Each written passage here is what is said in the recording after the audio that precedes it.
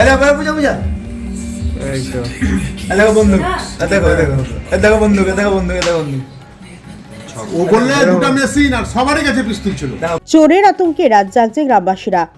মুরারি থানার বিভিন্ন এলাকায় পাহারা। বীরভূমের মুরারি থানার একাধিক গ্রামে চুরির আতঙ্ক ছড়িয়ে পড়েছে।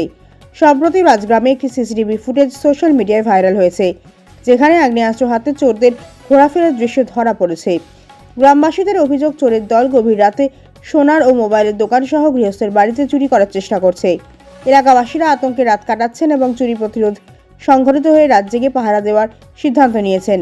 বিভিন্ন গ্রামে দল বেঁধে স্থানীয় যুবকরা পাহারার দায়িত্ব নিচ্ছেন। চুরির ঘটনায় অভিযোগ পাওয়ার পর মুরারি থানার পুলিশ প্রশাসন এলাকায় টহলদারি শুরু করেছে। তবে গ্রামবাসীরা চাইছেন আরও কঠোর ব্যবস্থা নেওয়া হোক, যাতে দুষ্কৃতীদের আতঙ্কের পরিবেশ দূর হয়, গ্রামবাসীরা নিশ্চিন্তে ঘুমোতে পারেন।